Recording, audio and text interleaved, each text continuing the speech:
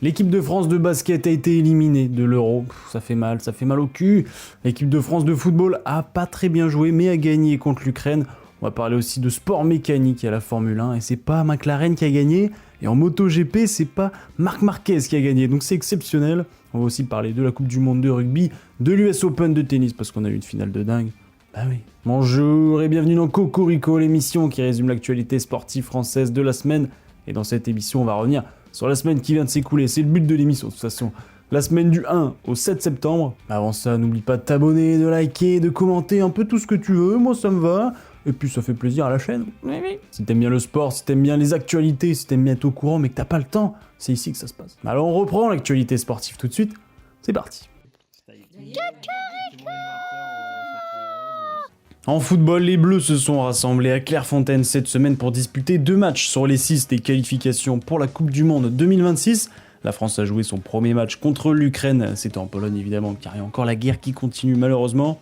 Match très délicat contre les Ukrainiens, mais la victoire au coup de 2-0 avec comme buteur Olysée et Mbappé. Alors le seul point négatif, c'est la performance de l'équipe de France, mais surtout la blessure de Dembélé Ousmane à la cuisse, alors qu'il sera absent pour 3 à 5 semaines. Le Paris Saint-Germain n'est pas très content.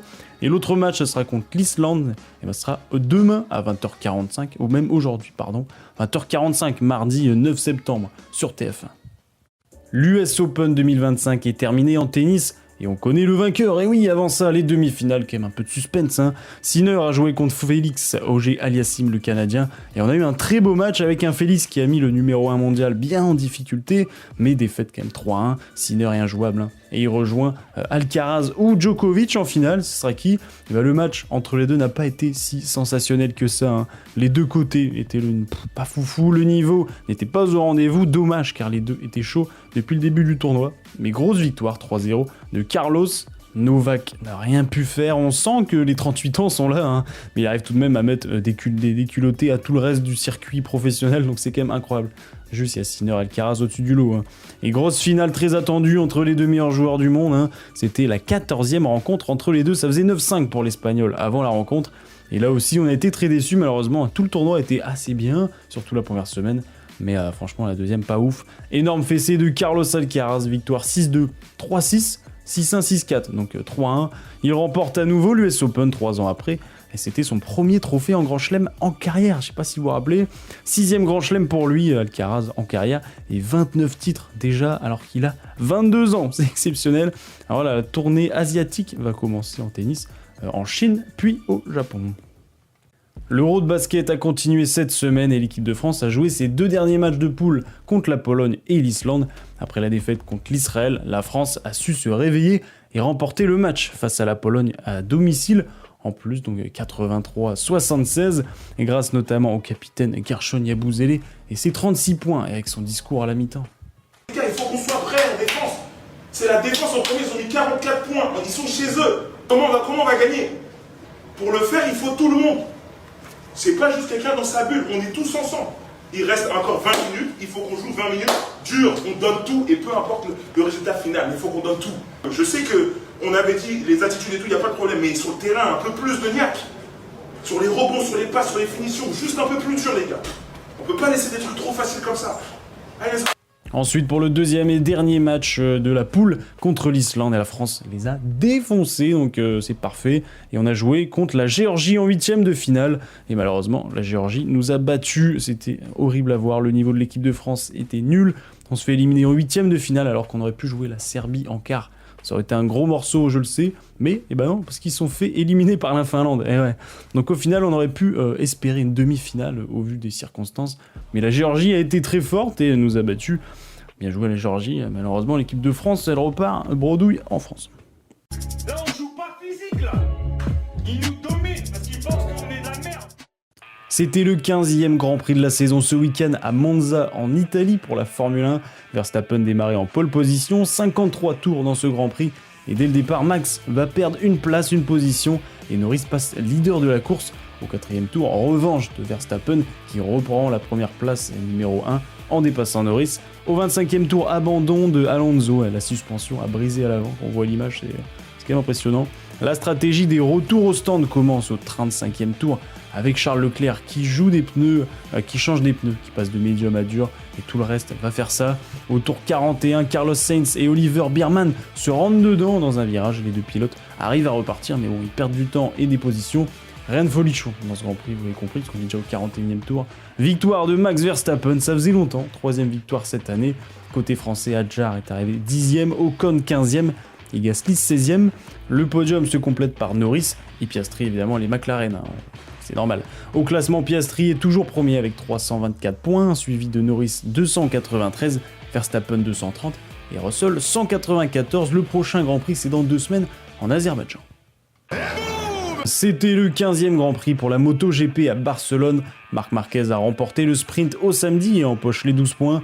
Alex Marquez, son frère, a démarré en pole position. Fabio Quartararo a démarré en 2e position. Donc c'est beau. 24 tours durant ce Grand Prix et dès le départ, les frères Marquez vont se faire la guerre. Fabio devient 4e après le premier virage. Au 2e tour, Bezzecchi et Gigi Dall'Antonio chutent dans un virage. Au 7e tour, c'est Brad Binder qui chute.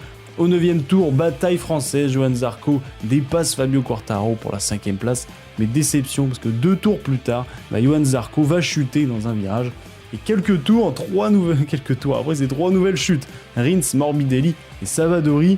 Alors c'est victoire de Alex Marquez devant son frère Marc Marquez et Bastianini. Donc vu que Alex a gagné, Alex Marquez n'est pas encore champion du monde et il ne pourra pas être champion du monde au Grand Prix prochain. Donc au moins il y aura un peu plus de suspense ici. Voilà, le classement exceptionnel. Le classement, Marc Marquez est premier avec 487. Et il devance son frère avec 305. Donc il y a 182 points d'écart, c'est énorme. Et Bagnaia 237. Fabio Quartararo au classement gagne 2 places avec sa 5e place là dans ce Grand Prix et sa 2e place au sprint. Il est maintenant 8e, il était 10e et Zarco lui a chuté, donc et il reste 10e. Prochain Grand Prix, c'est ce week-end à Saint-Marin.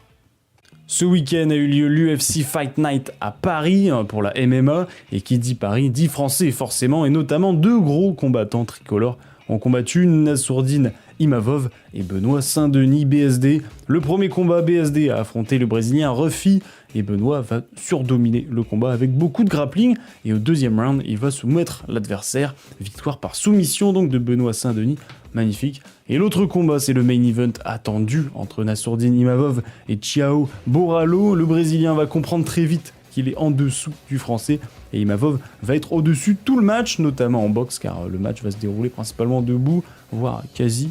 Un match d'ailleurs qui dure 5 rounds en 5 minutes, double victoire française et respect exceptionnel pour Thiago Borralho, qui a été génial, son comportement après et avant, il est exceptionnel. Franchement, beaucoup de respect entre les combattants à chaque fois, et là, double victoire française, en tout cas, les 2 plus gros combattants français ont gagné. Le top 14 a repris cette semaine en rugby. On se rappelle du succès du Stade Toulousain l'an passé. Ils ont joué d'entrée à Clermont et victoire 24-34 pour Toulouse. Bordeaux-Bègles, les champions d'Europe, ont également remporté leur match 23-18. Ou encore Toulon qui a gagné chez le promu Montpellier 17-27. Et on continue avec la Coupe du Monde féminine de rugby qui a continué ce week-end et les phases de groupe sont terminées. Alors on croyait à un match difficile puisque l'Afrique du Sud était invaincue dans le groupe de la France comme nous, et finalement énorme domination française et victoire 57-10. Le 15 de France termine premier du groupe et direction les 8e de finale. On va affronter l'Irlande qui est prenable au vu des résultats du groupe qu'ils ont fait. Donc normalement on devrait gagner. Rendez-vous dimanche à 14h pour les 8e de finale sur TF1 il me semble, pour savoir si on est bien meilleur que l'Irlande.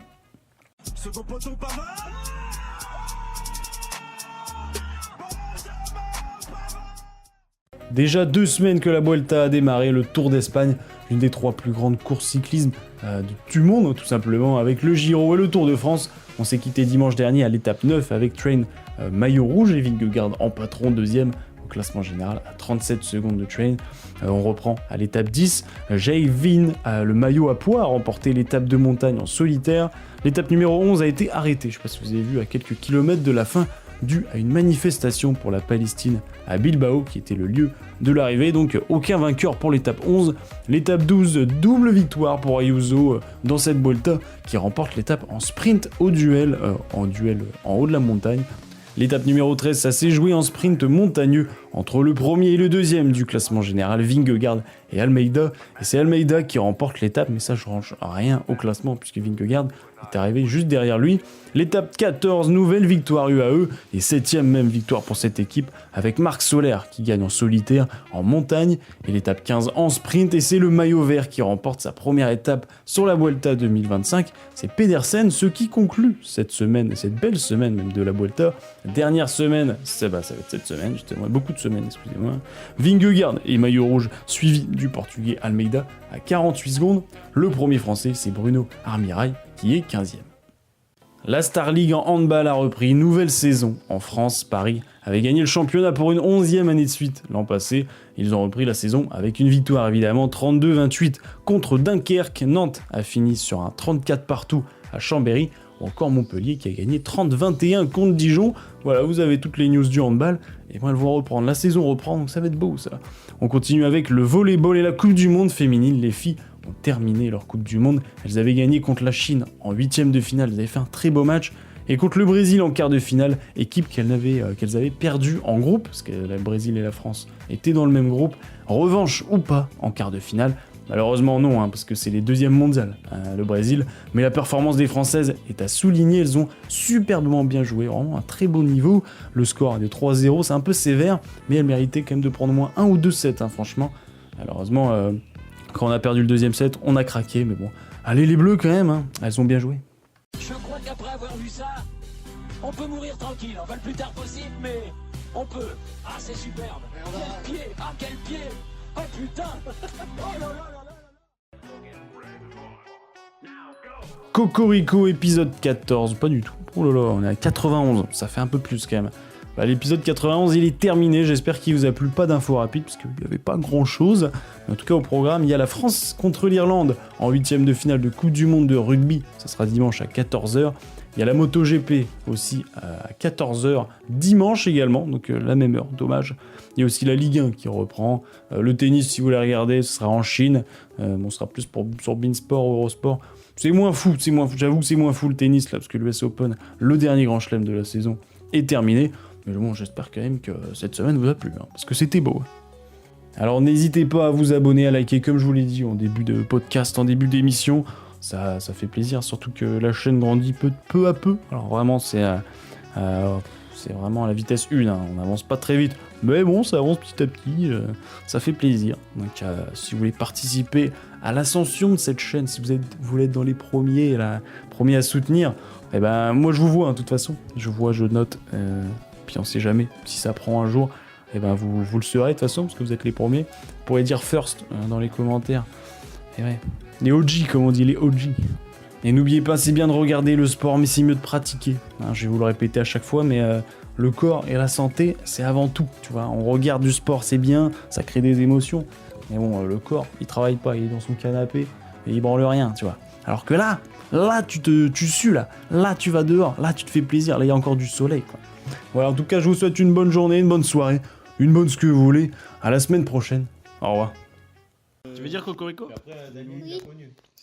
Cocorico.